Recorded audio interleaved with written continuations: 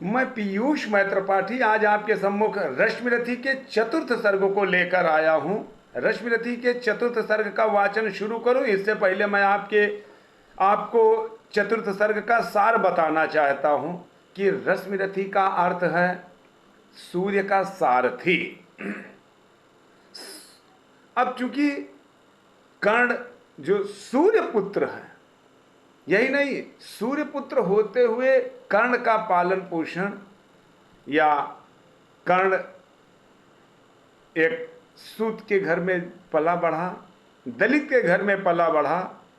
इसके पिता रथ हाँकते थे और माता का नाम राधा था।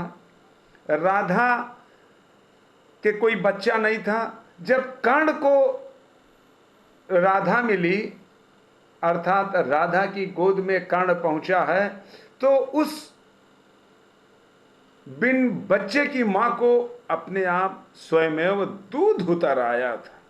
अब सोचिए उस मां में कितना प्रेम रहा होगा उस बच्चे के प्रति। और एक दलित के घर में, एक दबे कुचले के घर में, एक गरीब के घर में कर्ण पलता है। वहीं से वो अपनी शूरता का प्रमाण देता है। एक गरीब दलित के घर में कर्ण पलता बढ़ता है और धरती का सबसे बड़ा दानवीर कहलाता है। उसकी दानवीरता का जो उदाहरण है, उस तरह का दानवीर धरती पर उसके समय का कोई दूसरा नहीं था और आज भी कोई कर्ण जैसा दानवीर नहीं ये बन सकता है, नहीं ये हो सकता है। हाँ, एक नाम आता है सोनू सूद का कि वो कोरोना काल में बहुत बड़े दानवीर बने, दानवीर थे। सोनू सूद अपने आप में प्रणम्य है, उनको हम लोगों का आशीर्वाद है। लेकिन कर्ण को जीवंत कर दिया रामधारी सिंह दिनकर जी ने। यही नहीं, कर्ण को प्रकृति प्रदत्त कवच कुंडल प्राप्त था जो उसका जीवन रक्षक और उसका स्वयं का जीवन था, जो प्रकृति ने उसको दिया था। अब चूंकि इस कवच कुंडल के नाते, वैसे भी कर्ण बहुत बड़ा शूरवीर था, लेकिन इस कवच कुंडल के नाते पूरे पांडवों में कर्ण को लेकर सदा एक मन में भय बना रहता था कि पांडवों द्वारा कर्ण को हरा पाना मुमकिन ही नहीं बल्कि नामुमकिन है।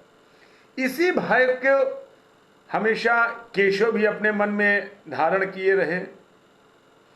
इसी वजह से तीसरे सर्ग में दिनकर जी ने लिखा था कि केशव कर्ण को साधने की जुगत से हर वह उपक्रम करते हैं, उसको मनाने का, बताने का, समझाने का, लेकिन कर्ण अपनी मित्रतावश केशव के साथ आने से इनकार कर देता है।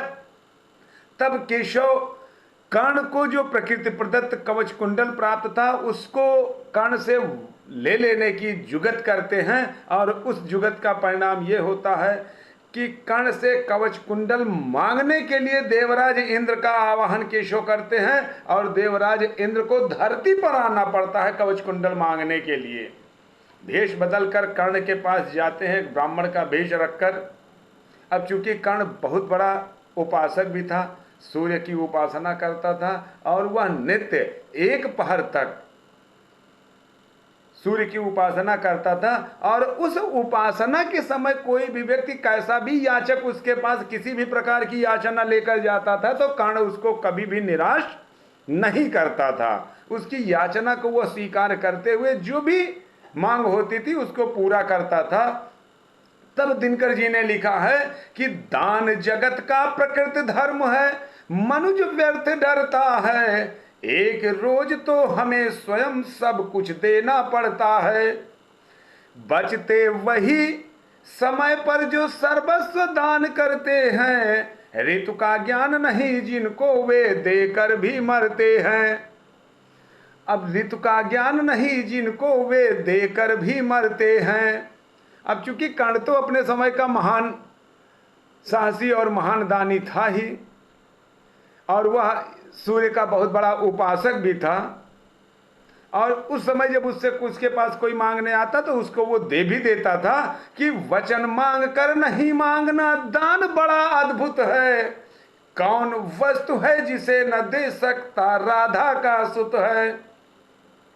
विप्रदेव मांगिए छोड़ संकोच वस्तु मन चाही, मरूं अशय की मृत्यु करूं यदि करूं एक बार भी नाही, मरूं अशय की मृत्यु करूं यदि एक बार भी नाही। अब चूंकि देवराज इंद्र को केशव ने बुलाया था कि आप धरती पर आइए और कर्ण से कवच कुंडल मांगिए, देवराज वास्तव में अपने पुत्र अर्जुन की रक्षा करने हेतु और श्री कृष्ण भगवान के आह्वान पर देवलोक से आते हैं और एक ब्राह्मण का रूप धरकर इंद्र के पास जाते हैं। अब जबकि देवराज इंद्र के आगमन की सूचना सूर्य भगवान ने कर्ण को बता दी थी कि आपके पास देवराज इंद्र एक ब्राह्मण का वेश धरकर कवच कुंडल मांगने आएंगे, आप वो उनके मांगने का जो भी कारण हो, लेकिन आप कदापि अपना कवच कुंडल इंद्र को मत दीजिएगा, तुम देना नहीं, क्योंकि आपका जीवन है, आपकी ये शक्ति है, आपका संबल है। अब देवराज इंद्र के आने पर जो दिनकर जी लिखते हैं कि समझा तो यह और न कोई, आप स्वयं सुरपति हैं, देने को आए प्रसन्न हो, तप को नई प्रगति है। धन्य हमारा सुयश आपको खींच मही पर लाया, स्वर्ग भीख मांगने आज सच है मिट्टी पर आया, स्वर्ग भीख मांगने आज सच है मिट्टी पर आया। अब चूंकि सूर्य भगवान की चेतावनी का कोई प्रभाव नहीं ही पड़ा, कर्ण दानी था, दानी ही बना रहा। अवगत होते हुए भी, सूर्य भगवान द्वारा बताए हुए बातों से अवगत होते हुए भी उसने अपना कवच कुंडल सहर्ष उतार कर इंद्र को दे दिया। अब इंद्र कहता क्या है कि मैं ही था अपवाद आज, वह भी विभेद हरता हूं, कवच छोड़ अपना शरीर सबके समान धरता हूं। अच्छा किया कि आप मुझे समतल पर लाने आए, हर तनुद्र दैवीय मनुज सामान्य बनाने आए, हर तनुद्र दैवीय मनुज सामान्य बनाने आए। अब न कहेगा जगत कर्ण को ईश्वरीय भी बलता, जीता वह इसलिए कि उसके पास कवच कुंडल था। महाराज किस्मत ने मेरी की न कौन अवहेला, किस आपत्ति गर्त में उसने मुझको नहीं धकेला, किस आपत्ति गर्त में उसने मुझको नहीं धकेला। इतने के बावजूद कर्ण अपना जीवन देवराज इंद्र को सहर्ष कवच कुंडल निकाल कर दे देता है। फिर क्या कहता है कि भुज को छोड़ना मुझे सहारा, किसी और संबल का बड़ा भरोसा था, लेकिन इस कवच और कुंडल का बड़ा भरोसा था, लेकिन इस कवच और कुंडल का। पर उनसे भी आज दूर संबंध किए लेता हूं, देवराज लीजिए खुशी से महादान देता हूं, देवराज लीजिए खुशी से महादान देता हूं। अब देवराज इंद्र ने कर्ण से कवच कुंडल तो मांग लिया और कवच कुंडल उतार कर कर्ण ने इंद्र के हाथ में रख दिया। और देवराज इंद्र को जब उसने बता दिया कि आप स्वयं कुरुपति हैं, आप देवराज हैं, हम धन्य हो गए कि हमारा तप, हमारे यश ने, हमारे त्याग ने आपको स्वर्ग से मही पर उतार लाया, आज मैं धन्य हो गया। इतना कुछ जानने के बाद देवराज इंद्र शर्मिंदा हो जाते हैं। उस शर्मिंदगी और के बाद एक प्रसन्नता भी होती है कि इंद्र बहुत प्रसन्न होते हैं कर्ण के त्याग, कर्ण के संयम पर। तब देवराज इंद्र प्रसन्न होकर कर्ण को एक अस्त्र देते हैं जिसका नाम है एकग्नि। और उस एकग्नि नामक अस्त्र को जबकि कर्ण ने मांगा नहीं था। कर्ण ने, इंद्र ने कहा कि मैं आपके इस त्याग से, इस संयम से और इस पराक्रम से बड़ा प्रसन्न हुआ हूं, आप मुझसे कोई भी एक वरदान मांग सकते हैं। लेकिन देव कर्ण ने किसी भी वरदान को मांगने से इनकार कर दिया कि मैं दाता हूं, मैंने कुछ मांगना नहीं है। तब देवराज इंद्र क्या कहते हैं कि तू मांगे कुछ नहीं, किंतु मुझको अवश्य देना है, मन का कठिन बोझ थोड़ा सा हल्का कर लेना है।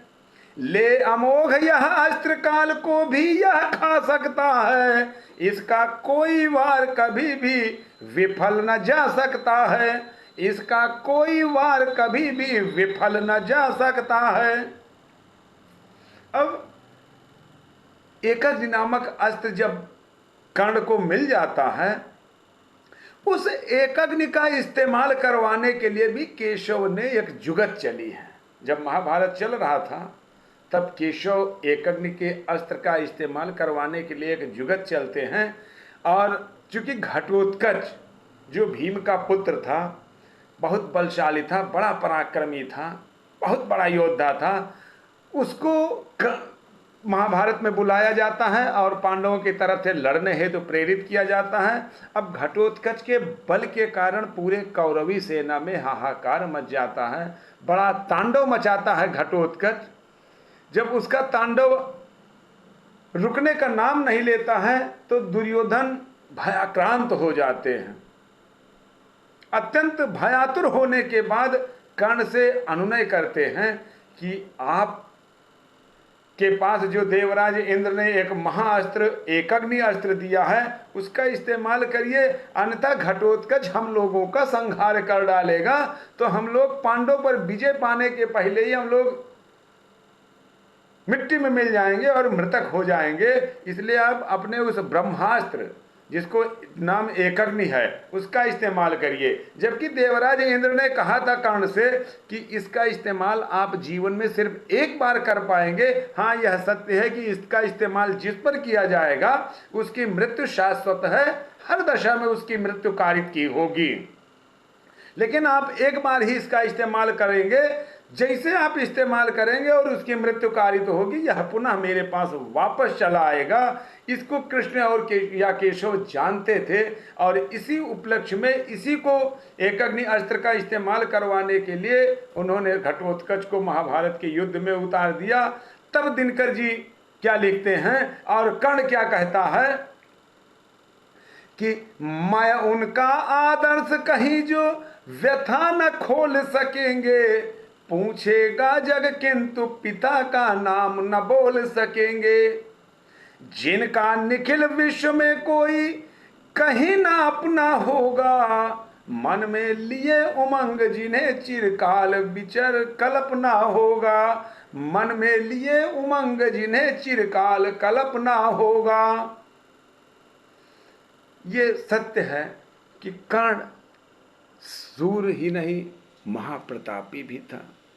कर्ण महाप्रतापी होने के साथ महादानी था। ऐसे व्यक्ति को महाभारत ने वो रूप नहीं दिया, वो आकार नहीं दिया, वो प्रकार नहीं बताया जो आकार, जो प्रकार और जिस प्रकार का वर्णन रामधारी सिंह दिनकर ने अपनी रश्मिरथी के माध्यम से करके कर्ण को अमरता प्रदान किया है। यहाँ पर दिनकर जी ने अपनी कलम को स्याही में डुबोकर तो कथा भी नहीं लिखी होगी। यहाँ तो कर्ण, दिनकर जी ने स्वयं को कर्ण बनाया होगा और आंसुओं में डुबाकर, कलम को आंसुओं में डुबाकर लिखी होगी। धन्य है दिनकर जी और महाधन्य है कर्ण। आप सबका परम साधुवाद। यदि आपने अभी तक वीडियो को लाइक नहीं किया तो वीडियो को लाइक कर लीजिएगा और चैनल को सब्सक्राइब नहीं किया तो चैनल को सब्सक्राइब कर लीजिएगा और बेल आइकन की बटन को दबा लीजिए। यदि आपको वास्तव में वीडियो कुछ अच्छी लगी हो तो इसको शेयर भी करिएगा। आपका पुनः परम साधुवाद।